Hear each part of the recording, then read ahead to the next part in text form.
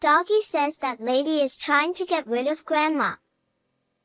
My daughter said this right after playing with the family dog at my parents' house.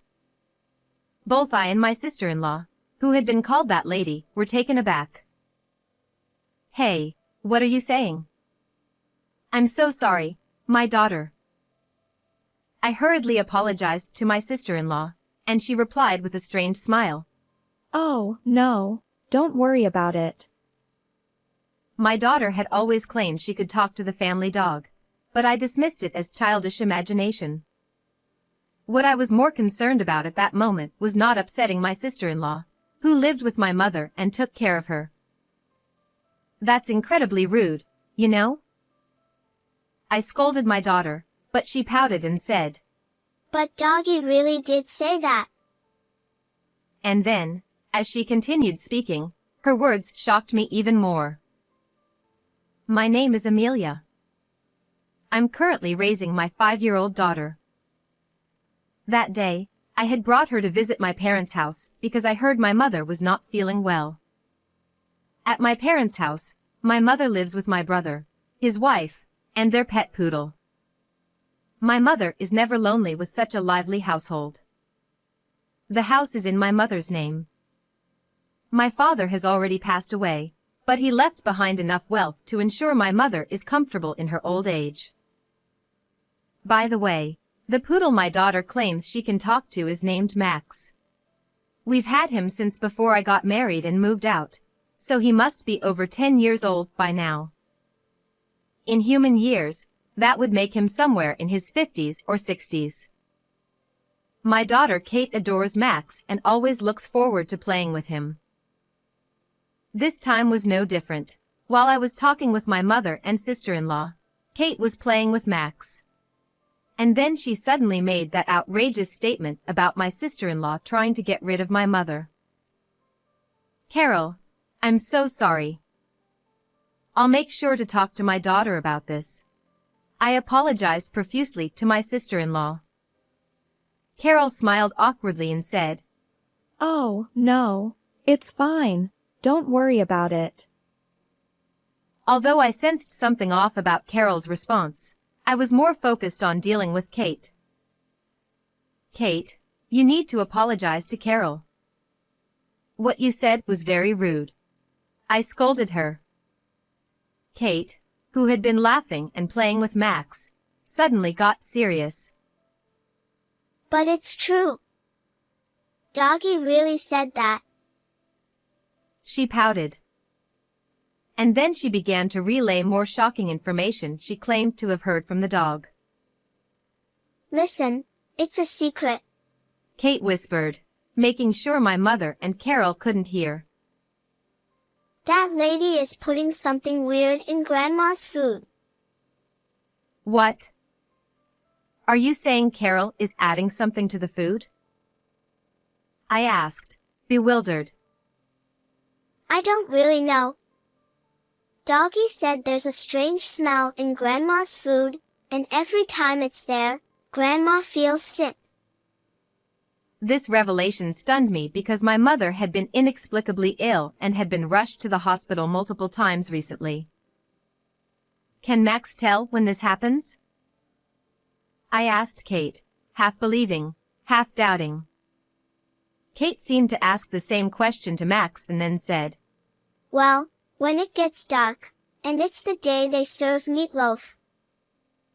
Does Doggy know what meatloaf is? Doggy understands human words.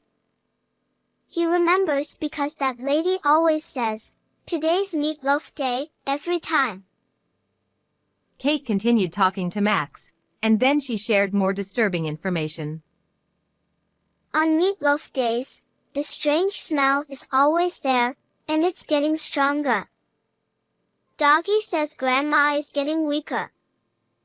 The day before yesterday, lots of people came and took Grandma away. The day before yesterday. My mother had indeed been taken to the hospital by ambulance. The lots of people were likely the paramedics. This recent hospitalization was why I had come to visit. The hospital had done food allergy tests but found no cause, dismissing it as a coincidence. But this seems too coincidental to be random. Could Kate really be talking to the dog? But I still couldn't fully believe it. Then Kate continued. Doggy has something to say. Doggy heard Uncle and Aunt talking. They don't think a dog can understand human words, so they talk about everything in front of Doggy. And what did they talk about? I asked, growing more alarmed. Kate relayed that she had overheard them plotting something. They want Grandma's inheritance? What's inheritance? You mean inheritance? I gasped. A 5-year-old wouldn't know about inheritance. Could this strange story be true? My mother did have an inheritance from my father, enough to ensure her comfort in old age, including the house and land. But the idea that my kind sister-in-law would harm my mother was hard to believe. I felt confused and couldn't dismiss my daughter's story as mere fantasy. Doggy loves Grandma and wants to help her.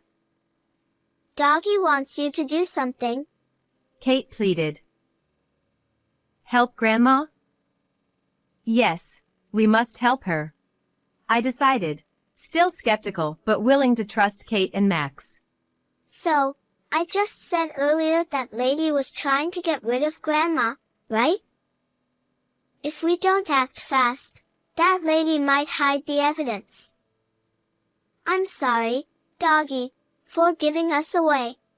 Kate finally realized that because of her actions, her beloved Grandma is in danger, and she's now in tears. Is Grandma going to die? Kate asked, almost in tears. No, we'll make sure she's safe. I reassured her.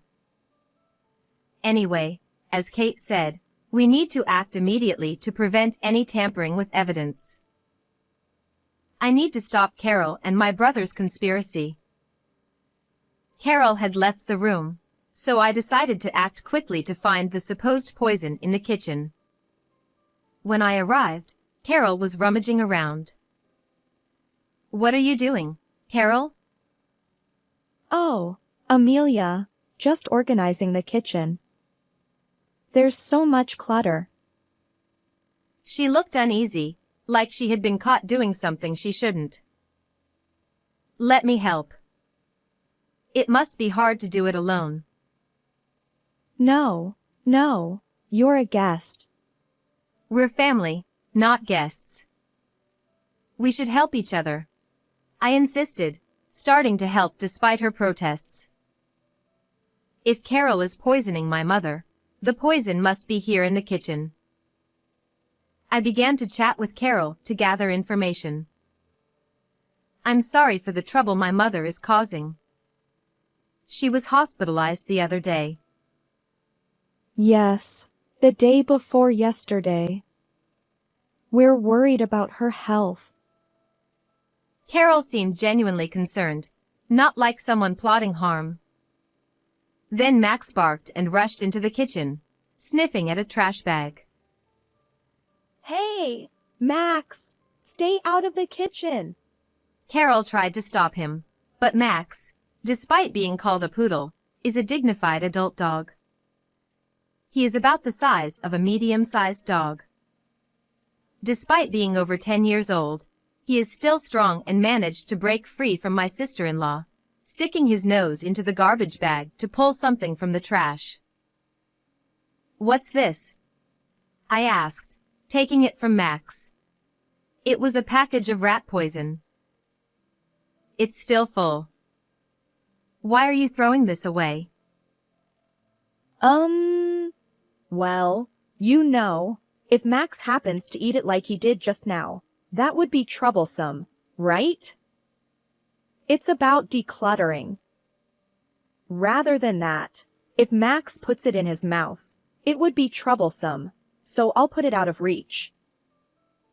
She tried to forcefully take it from Max, but he wouldn't let go of it. However, when I reached out, he casually handed it over to me. I'll put it away. I pretended to put it on a high shelf, secretly pocketing some of the poison. Then I continued helping Carol, determined to find evidence of her wrongdoing. Afterward, I returned to Kate with Max, took the poison bait out of my pocket, and showed it to Kate and Max. Max sniffed the poison bait and snorted. What do you think, Kate? What is Max saying? This is it. Max says it's the strange smell. It seems that what was mixed into the meatloaf was indeed this. In small quantities, the strong flavor of barbecue sauce could mask the strange taste. According to my mother, my sister-in-law usually cooked with very strong flavors. When my mother suggested lighter seasoning, my sister-in-law would say, Emil's taste buds are getting weaker. I want you to enjoy flavorful food. This makes sense if the goal was to disguise the taste of the poison bait in the meatloaf with the strong seasoning. I noticed a smell of barbecue sauce coming from the kitchen. Could it be? My sister-in-law was planning to finish my mother off today. I exchanged glances with my daughter. She nodded and gave Max an eye signal as well. The three of us were now fully united. I'm sorry, but it's almost time for dinner. Could you please leave? My sister-in-law gently spoke to me with a smile. It didn't look like the face of someone about to take a life. My daughter then came up with a clever idea. Hey, that smell is meatloaf, right? I want to eat it too. That's right. Since we're here, why don't we stay over? Yay! I can play with Doggy more. What? That would be inconvenient. My sister-in-law was visibly flustered, sweating nervously. What's inconvenient? The fact that you can't poison Mother? What are you talking about? You heard my daughter earlier, didn't you? She said you were trying to get rid of Grandmother, according to Doggy. My sister-in-law's expression changed from calm to a sharp glare. Are you seriously going to believe your daughter's imagination? Yes, I will. She's my daughter, after all. You and your daughter are crazy. But we have proof. I pulled the poison bait my sister-in-law had tried to discard out of my pocket. Her face turned pale. According to Kate, Max says he always smelled this poison in the meatloaf. You served meatloaf the day before yesterday too, right? How do you know that? My sister-in-law was visibly shaken. Kate heard it from Max. And every time meatloaf was served, my mom ended up in the hospital. Well, that was not intentional. So, you admit it. You mixed something in on purpose. My sister-in-law bit her lip, realizing her slip of the tongue. I already told my mother. She won't eat anything you make anymore. Why are you saying such awful things? Does everyone believe this delusional little girl? She pointed at my daughter with hatred, but Kate looked her straight in the eye, unafraid. Max stood in front of Kate, growling protectively. My sister-in-law recoiled in fear. There's no one left in this house to support you, including the dog. It wasn't on purpose. It just happened to get mixed in while cooking. I understand. If that's what you say, then I'll choose to believe Carol. Thank goodness. Amelia, you won't abandon me, right? Sister-in-law showed a relieved, bright smile, but I retorted to her like this. If that's the case, please let me eat the meatloaf you prepared for Mother. What? No, you can't do that. Why not? If it wasn't intentional, then there shouldn't be a problem today, right? I pressed her, and she lowered her head, unable to say anything. Max said my brother was part of the plan. Is that true? She reluctantly nodded. You might as well give up. I'll call the police once my brother returns. My sister-in-law whimpered and collapsed in tears. But why serve meatloaf today? You just served it the day before yesterday. It had to be today. I needed MIL gone quickly because debt collectors are coming. I promised to pay off the debt with the inheritance. That's why. She wailed, sobbing for her selfish reasons. I looked down at her in disbelief. She tried to kill my mother for something like that. Unforgivable. I've recorded our conversation. There's no escaping now. My sister-in-law repeatedly apologized, bowing her head. Kate looked puzzled. Is it over? Is Grandma safe now? Max licked her cheek reassuringly.